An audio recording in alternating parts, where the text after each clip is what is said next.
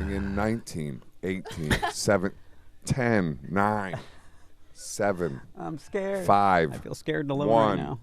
3, and 90.3 KEXP. The greatest thing we ever released, Joseph, will be the outtakes of sessions before and after, which we cannot put on. That's why they're so good. my Tourette's meltdown. No, yeah, that was something. That was. Is that what you're referring to? Wow, it was like a truck driver. With it was Tourette's. a barrage. Yeah, it was of obscenity. It was really nice. I had to get it out of the way because now we're live on air. I do that after. Hello, Seattle. Every show I do that. It just builds up for 4 hours. I do it in a pillow usually at night before I cry and go to bed. You just swear and cry in a pillow? No, I yell obscenities into a pillow. And then cry. And then I usually weep a little before, and then I cry heavily after, and then I fall asleep. See, that was college for me. That was not. I'm glad I got through it quicker than you. That's what kept me out of college. Is that what it was? Oh, okay. Yeah, I kept getting accepted, and then after like a few days, they would say, "You have to leave now, sir." And I would leave. As we were saying off the bike, we're going to play this loose today. Joseph Arthur making. We'll talk about all your appearances up here. I've decided we're gonna focus a little on that. But what we really want to focus on are these songs that you're going to play us right now. And if you're ready, we're ready for you. Yeah, we'll start out with a slow morning number called Coney Island Baby.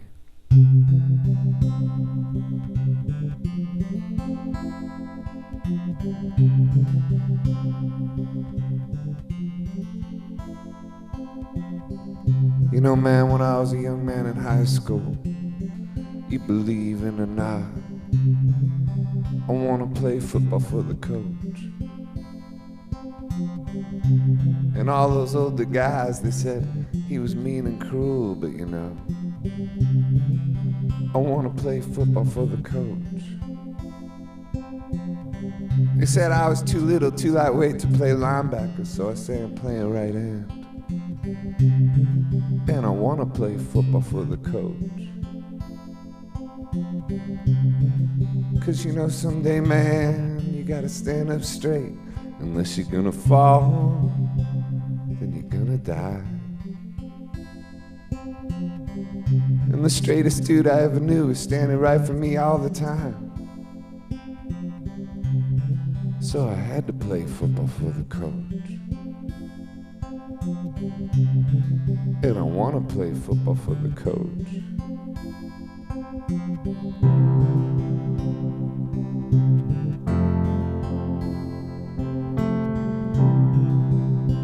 When you're all alone and lonely in your midnight hour,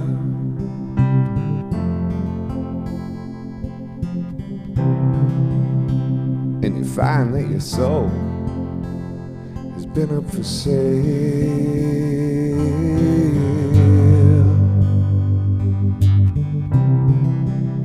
and you begin to think about all the things that you've done,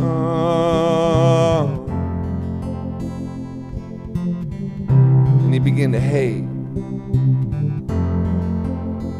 just about everything.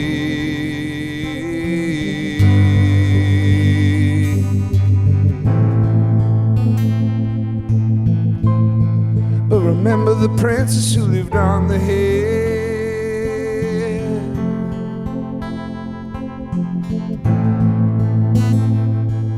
loved you even though she knew you was wrong.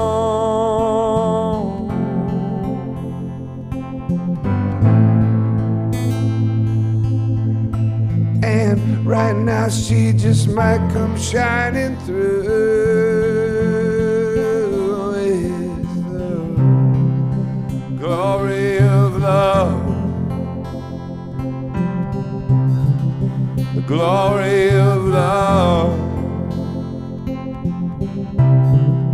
the glory of love just might come through.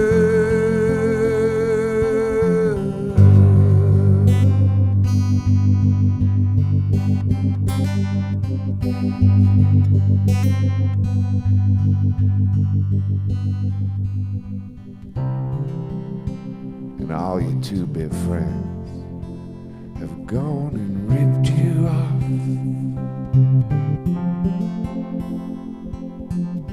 And they're talking behind your back. They're saying, man, you ain't never gonna be no human being.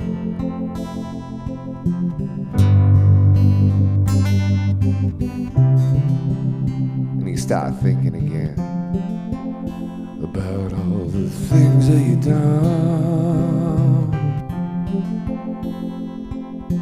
and who it was, and what it was, and all the different things you made every different scene.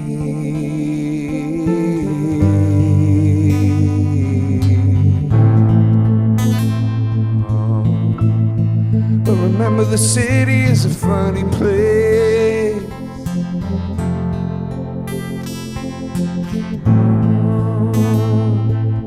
Something like a circus or a cirque.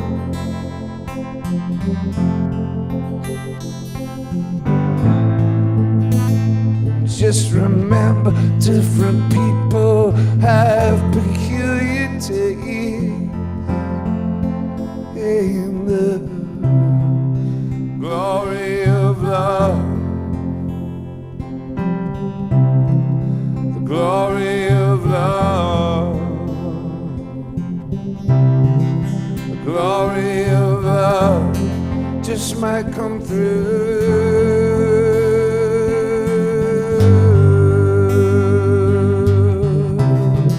The glory of love. The glory of love. The glory of love just might come through.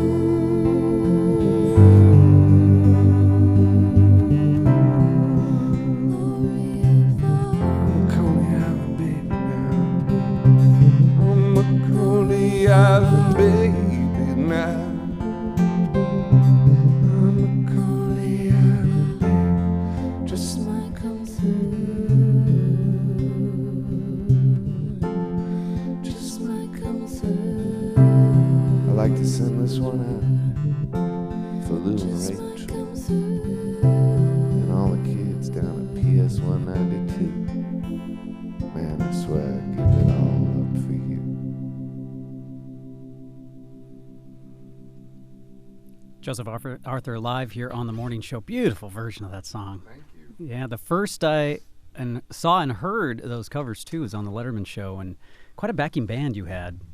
I got really lucky with that. Yeah. I mean, I've been playing with Mike Mills on tour. We just got off a tour in Europe, and he did a tour before that, and he came. I think he was coming to play a show with me in Brooklyn. And then I was like, hey, and the Letterman people actually wanted me to play piano on that. Yeah? And so then I asked Mike, I was like, do you think Peter would want to do guitar? And he was like, I don't think so, man. He ain't going to fly in. He ain't going to fly in for it. I'll tell you that. That's what he said. He's like, if he's in town, he might do it. Yeah. So then Mike said, let me text him. And Mike texted him. And he was like, yeah, I'm coming in town actually like tomorrow for something. So, yeah, I'd love to do it. When do we rehearse? And I was like, sometimes life... I was going to say... Oftentimes life will, mess with you. I don't know what normal is, but that certainly doesn't seem normal. Yeah, No. I'm going to be on Letterman covering my late friend Lou Reed, and I have half of REM coming up to back me. Yeah, no, that was crazy. And the other thing that happened was we were actually scheduled to be on the night before, and we got bumped by Lady Gaga. Well, that happened. That seems more normal. Sometimes you would maybe want to get bumped by Lady Gaga. In this case, I did not want to be bumped by Lady Gaga. All right. No, but it actually worked out because then they put us on the following night, which was Johnny Depp as a guest. Come on. Yeah. I don't care how cool you are out there in Seattle. That's cool to have, But the other thing is that's the night he announced his retirement. So it became like, it just seemed like, It's all meant to be. Yeah. It's a little New York thing, too. It felt like that. Like, it was like, wow, that seems cosmic. Yeah. Yeah, with your career and your life, you have to feel a little bit like that every day, I would think. Yeah. Well, Greg Dooley, who we were just talking about, who the Afghan Wigs. Yeah. He used to be a Seattle resident. He's just here live Just here. not too long ago. He said, he texted me like, were you on when Letterman announced his retirement? And I was like, yep. And his return was like, you're Zelig. Which I thought was awesome. That's not normal either. Yeah. Well, that segues, if you don't mind, talking a little bit about when you first met Lou Reed, Peter Gabriel was at the show. I know that story from the past. From my and talking to 25 you. other visits. Yes, yeah. we've talked about it probably 15 times. But what I didn't know, what never came up was, so Peter Gabriel's seen you, right? And Yeah. for the first time live? Yeah. And he brought his DAT recorder. He brought his DAT recorder. Yeah. No, Lou brought he brought his DAT recorder. So Peter DAT Gabriel recorder. brings. What's the craziest For part the of that? kids out there that are born in 1995, a DAT is called digital audio tape, and for a while it was the height of audio excellence. Yes. So the craziest part of the story isn't that Peter Gabriel's going to come see you, that he brought Lou Reed, that Dolly Parton. Yeah, then Dolly Parton. But the DAT recorder was really for you. Oh, that was amazing. That part. I mean, that's how awesome is that, though? I went and got on my hands and my knees in the bathroom and prayed. I locked myself in, and I just prayed. That is a bit of pressure on you to play live, and you were much younger. Yeah, no, and I was a fusion bass player like 2 years before that. I really thought I was going to be Jaco Pastorius or Stanley Clarke, and that's what my goal was. And I literally just started singing like a year before that. So I was just like, to me, a complete faker in the world of guy who sings on stage. Yeah. And then suddenly I'm like, in front of those guys, and it was overwhelming. Well, apparently the show went well. It went well enough, yeah. I mean, that represented me getting out of a minimum wage lifestyle. Yeah. Because as I said, with my, Tourette's meltdowns in college, I got kicked out. Yeah. That's a joke. But I never did go to college. Yeah. And so, I was sort of facing a life of. I was working at a guitar shop at the time. So, yeah. Do you remember that show, your performance? Do you remember a song or a moment, or is it all just forgotten? It was forgotten. Yeah. I mean, it was forgotten like really as soon as it happened. And then I was sitting there shaking hands with Lou, and he said, I like that song King of Hide and Seek, which wasn't called that, but King of Hide and Seek was a way better title than whatever crap I was calling it.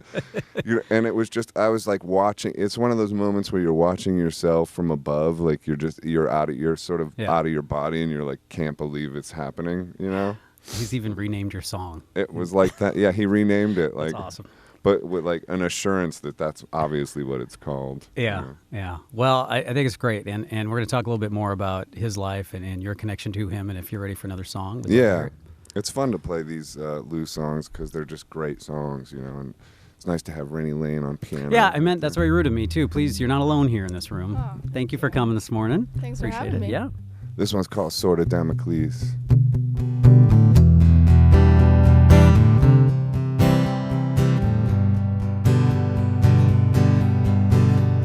I see the sword of Damocles is right above your head.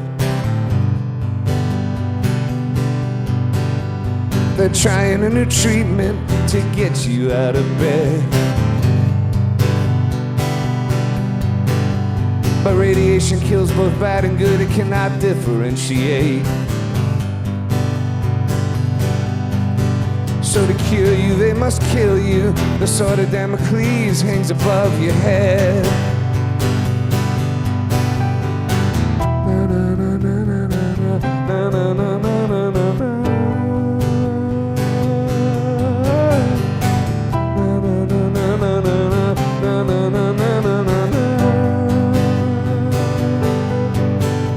I've seen lots of people die from car crashes or drugs. Last night on 33rd Street I saw a kid get hit by a bus. But this drawn out torture of which party lives is very hard to take. To cure you, they must kill you. The sword of Damocles hangs above your head. Na na na na na na na na na na na na.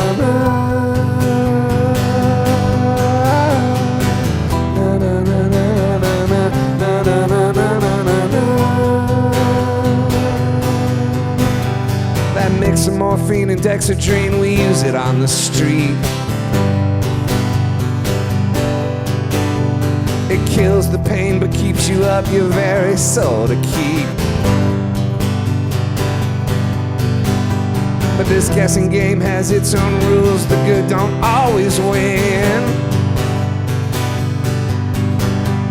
And might makes right, the sword of Damocles is hanging above your head.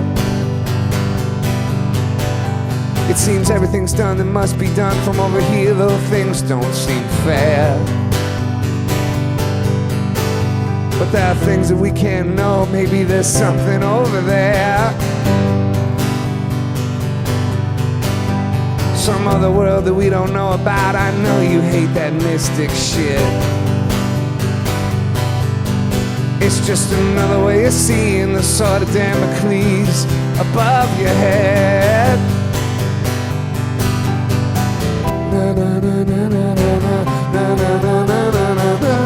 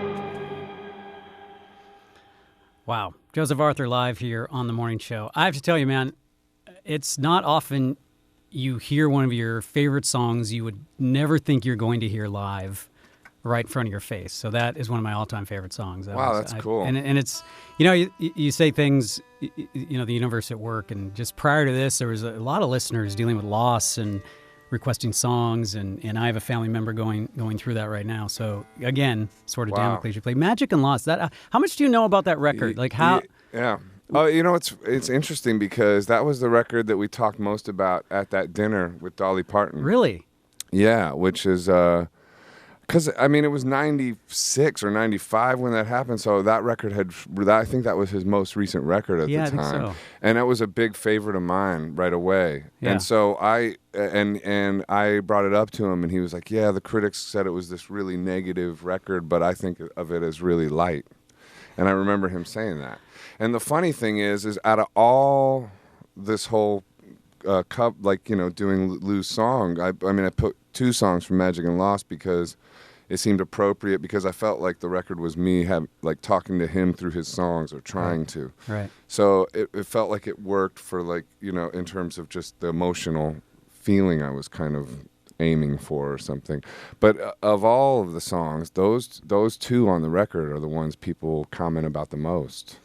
Because there's Magic and Lost and Sword of Damocles. Yeah, those are my 2 favorites from the record too. And it's a record and I recommend for anyone to go to when you're dealing with loss. I mean, it was his account and what he had just 2 different people, I believe, that sort of inspired that record in his life, I think. Yeah, Doc Pomus. Yeah. Doc Pomus, I think was most of it. Yeah. Yeah, was going through that. And then to hear that, I know when he passed and we played Lou Reed. Doc Pomus, who wrote Viva Las Vegas, and for the listeners that don't know that. Well, and his not a pleasant death. Right. It was.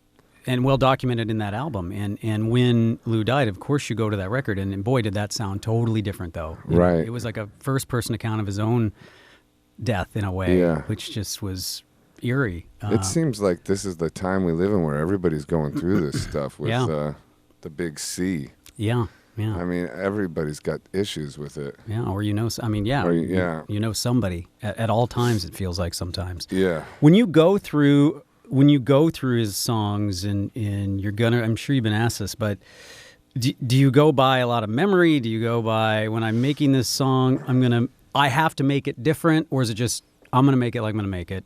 Well, I was asked to make this record. I mean, I thought it was kind of a weird idea, especially to then follow up and go promote it in a way. That's and just talk about it and just without, it's just bizarre. I mean, I'm more comfortable with it than I thought I would be, in thinking about how I would do this. Yeah. But Bill Bentley over at Vanguard asked me to make it, and I just wasn't sure I was going to do it. And one thing he said, but I kind of liked the idea enough, and then I went on tour, and then I got off tour, and I live in a recording studio, so I just started doing it really simply.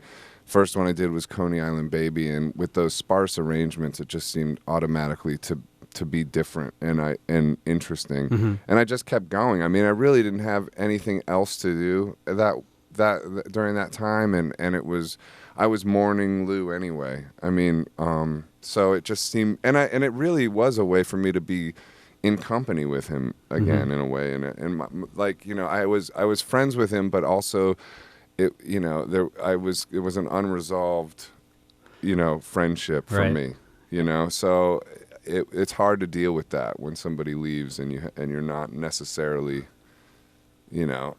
great with it's been a while since we connected, right? So and a lot of people may not know that you guys were friends and you hung out. And I read something about you guys. I think my favorite was you talked about riding bikes with him through New York. Yeah, because at least I'm glad you recognized that's how funny that was. Kind of how funny it is that you're riding a bike through New York with Lou Reed. No, it's it is. It's been a wild life. I mean, I feel like I definitely need to write a book or something. Not just about Lou, but just about all kinds of the experiences I've been lucky enough to have through this weird topsy-turvy ride through the music world. Well, and getting back to just your relationship when Lou passed too. I mean, is that personally, you don't mind me asking, is that personally, did you learn a lesson from that? Did you say to yourself, like, I've got to leave things on good terms with people? I do that way more now. Yeah, and I'm just, I'm aware of the fact that life is really short, and that,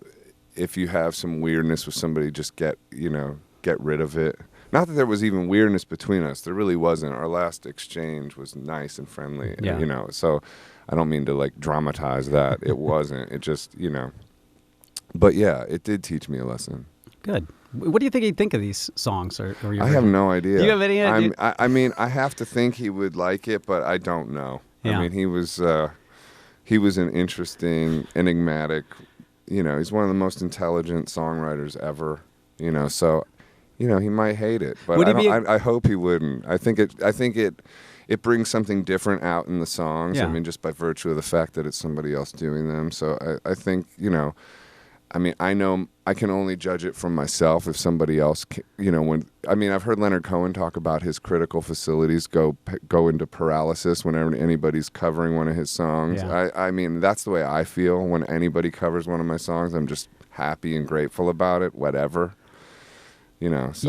You had a song way covered for the Hurricane, really? Yeah. Wasn't it like Chris Martin and... Yeah, Chris Martin and sure. And Michael Stipe. Man, Peter Gabriel has done that one too. So that's weird, right? Having your song covered. A few talented geniuses. Well, you got back at him with your covers record, so that's good. It's a great record, and I want to mention everybody's. Thank you. Lou's playing. Joseph's playing Lou songs tonight. We wish Lou was playing, but we're happy Joseph can at Columbia City Theater tonight. And you have another one from the record? Sure. This one's called Dirty Boulevard.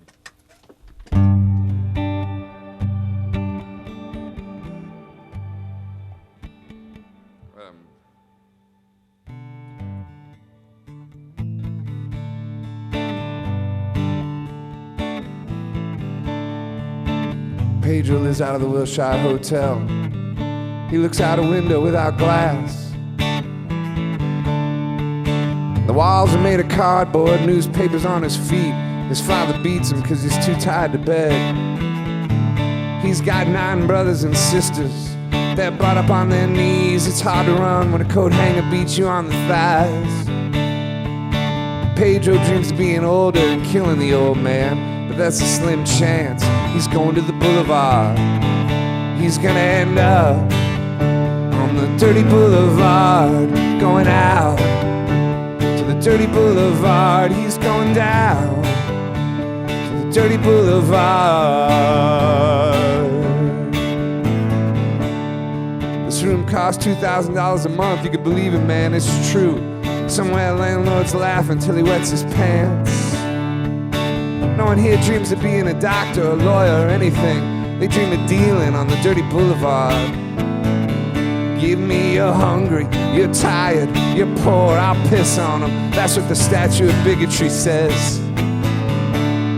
You poor huddled masses, let's club them to death and get it over with and just dump them on the boulevard. They're gonna end up on the dirty boulevard, going out to the dirty boulevard, going down to the dirty boulevard. Outside it's a bright night, there's an opera at Lincoln Center. Movie stars arrive by limousines. Klieg lights shoot up over the skyline of Manhattan, but the lights are out on the mean streets. A small kid stands by the Lincoln Tunnel. He's selling plastic roses for $1. The traffic's backed up to 39th Street.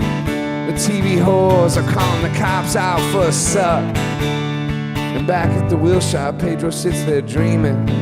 He's found a book on magic in the garbage can. He looks at the pictures and stares at the cracked ceiling. At the count of 3 he says, I hope I can disappear and fly, fly away from this dirty boulevard. I wanna fly from the dirty boulevard. I wanna fly away from the dirty boulevard. I wanna fly away. I wanna fly away. I wanna fly away. Fly, fly, fly away. I wanna fly away from the dirty boulevard. Fly away from the dirty boulevard. I wanna fly away from the dirty boulevard.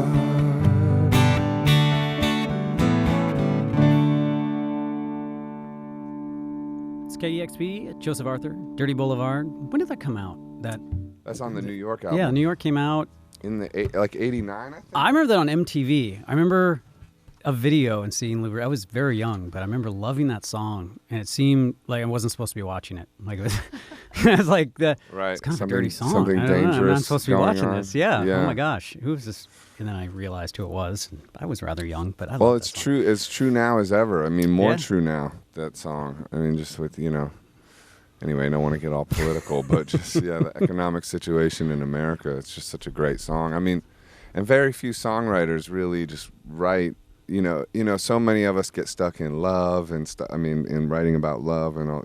But I just love the fact that Lou was always writing about topics that other people weren't approaching as much. And it's kind of inspiring me. To like reach deeper.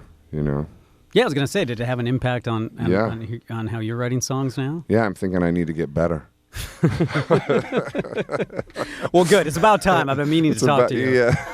God, Joseph, you'd be all right. You just got to get a little better. A little better, And maybe you'll make it one day. It's... if I want to keep getting invited back to KEXP, if I want that record of most ever... It's come up. Appearances. It came up when I saw that your first one was... I'm going to need to dig a little deeper. Yeah. I'm feeling. It's like 2002, I think. You don't need to say it because I'm saying it. Okay.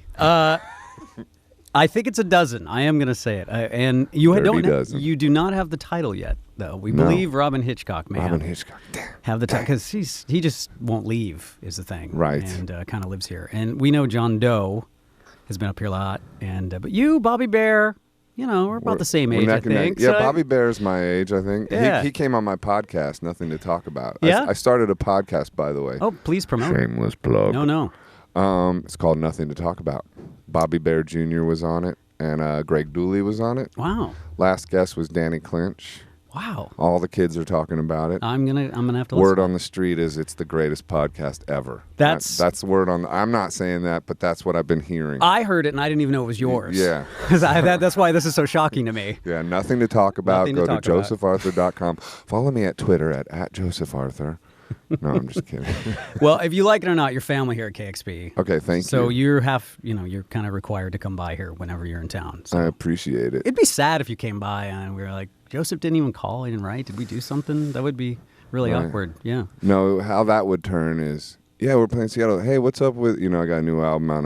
This is me talking to my manager. Yeah, what's up with KXP? Dude, they're booked. They don't really have, they said next time. They said they're trying to move things around. Yeah. That's how that sounds. That's code for it. Oh, I deal with that. Do I even need to say what that's code for? Is that just so obvious? Yeah. It's a bad feeling. We really would love to have you. That's when I go back to like screaming obscenities at night before I go to sleep and then weeping. So if you feel like being responsible for that, then go ahead and don't book me next time I'm in Seattle. I assume that and happens. You'll know what that leads to. Thank you for the insight, though. Now I know the impact we have when we don't have people on. I feel it's very brutal. sad. Yeah. Yes. You're breaking hearts. I know. KEXP. I hope you're satisfied. Does it matter that we have over 500 sessions a year? You're breaking hearts. Do you know how many bands? 5 million bands. 5 million. You're breaking 450 million hearts. Look, dude, every time you come up here means another band isn't. So your 12 appearances mean 12 bands were screwed. I don't care about because that's how it works. We just say, I just care about this heart. Who's here today? You just happen to be here. And then we bump the other band. That's where you should have put big reverb. Ready? We have that. Broken hearts and shattered dreams. Live at KEXP. Wow. Kevin Suggs with the assist there. Nice. It's amazing how quick you had that. Oh, Let's start a morning radio talk. I'm crying. That was so good. We'll get Cheryl in here. Yeah. She'll be our Who looks co-host. fantastic, by the way. She does. Better than ever. Yes. And I have nothing left. Are you ready for another song? That might be a good Yeah, let's close it out, right? Yeah, I want to remind everybody, tonight, Columbia City Theater, you head down to Portland for Friday night. You're heading down to San Francisco, L.A., and after that...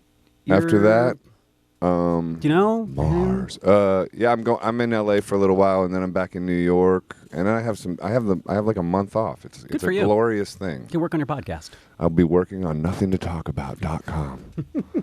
Okay, this one is here's Cheryl. Hello. What's going on? Hi, Cheryl. You guys sound great. Thanks, Thank Cheryl. you. Appreciate it. Awesome session. Yeah. All right. Thank you for checking in. This one's for Cheryl. It's called Heroin. I don't know if that. Here we go.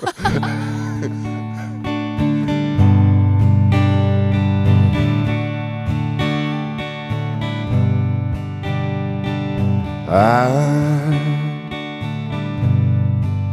don't know just where I'm going, but I'm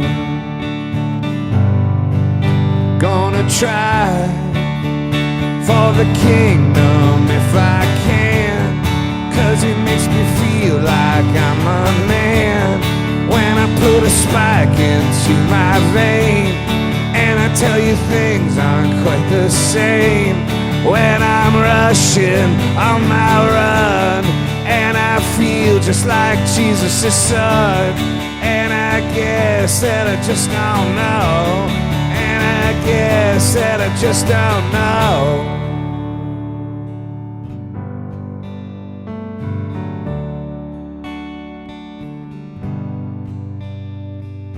I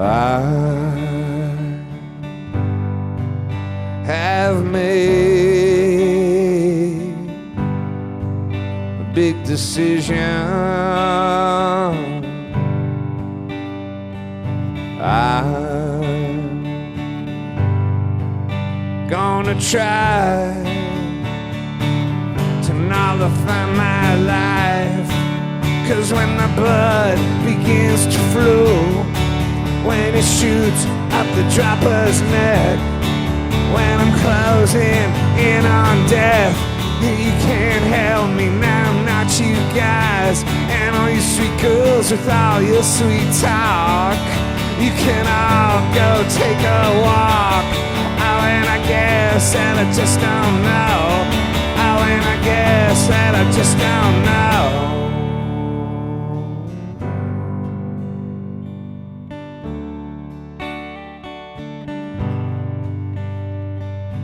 I wish I was born 1,000 years ago.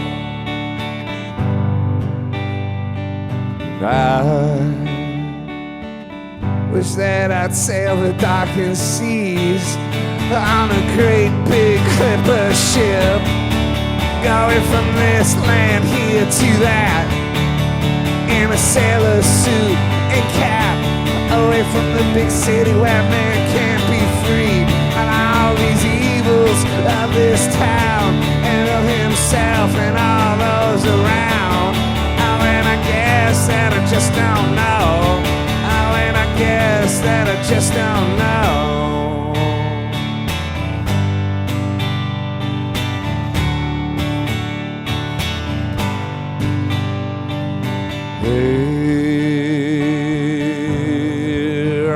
Heroin,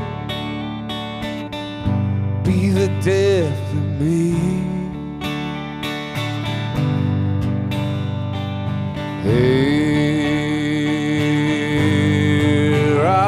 Heroin, it's my wife and it's my life, because I'm maynard to my vein, to a center in my head, and then I'm better off than dead. Because when the smack begins to flow, I really don't care anymore about all the Jims in this town, and all the politicians making crazy sound, and everybody putting everybody else down, and all the dead bodies piled up in mounds. 'Cause when the smack begins to flow, I really don't care anymore.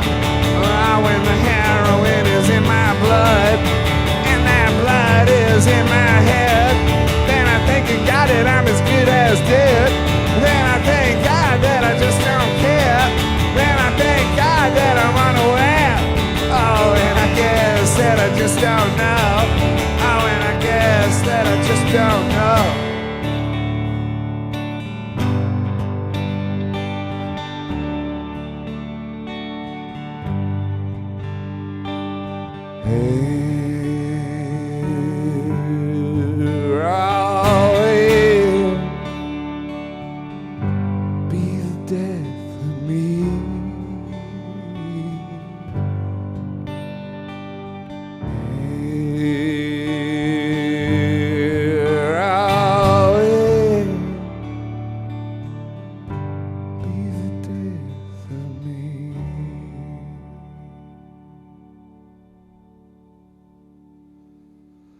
Joseph Arthur here on listener-powered KEXP. Heroin, beautifully done. Thank you. That is not, that can't be an easy one to cover. Yeah, it's all about speeding up and slowing down, I find. Yeah, I picked up on that. I mean, it's just D and G, you know, Yeah? so, yeah. Well, it's a great version. Thank you so much. It's a lot of fun to play. I mean, imagine. even though it's a dark subject, it's... When you dig into the lyrics, as someone who is covering it too, you really have to, literally dig into the lyrics and sing them. Does it just change the song for you, or do you get more insight into it? I don't even know. Yeah, more insight. Yeah? Yeah. That's what I found by covering these songs. It was like, it was like paying tribute to my friend and mourning and trying to commune with him, but it was also like taking a master class in songwriting, right. It was like, it sort of redeemed all those colleges that I got kicked out of all those years.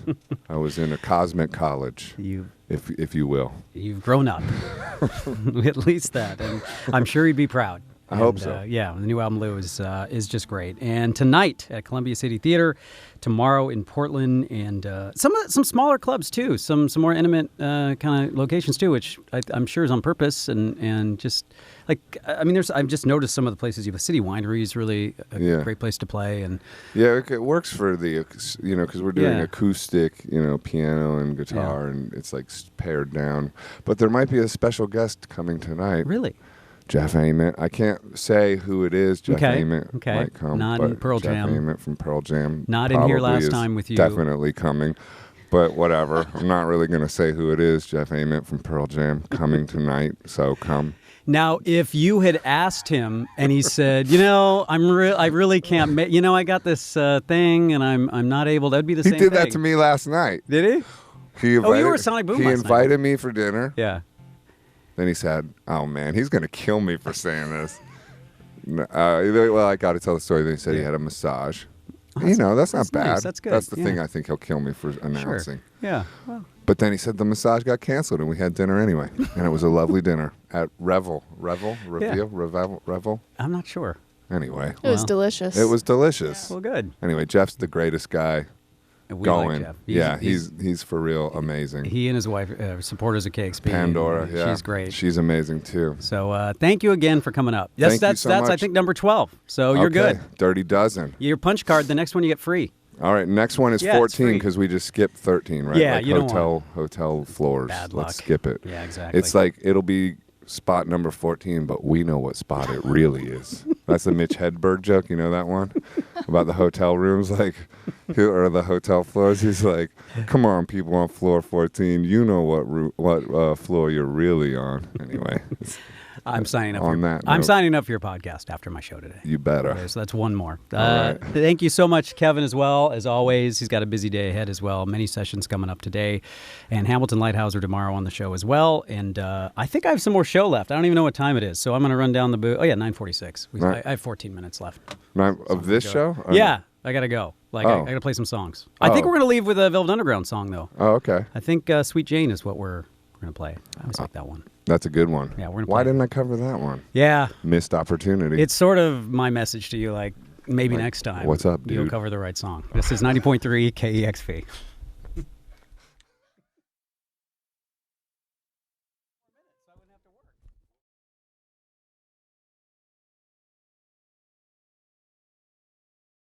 Discover new music at listener-powered KEXP.org.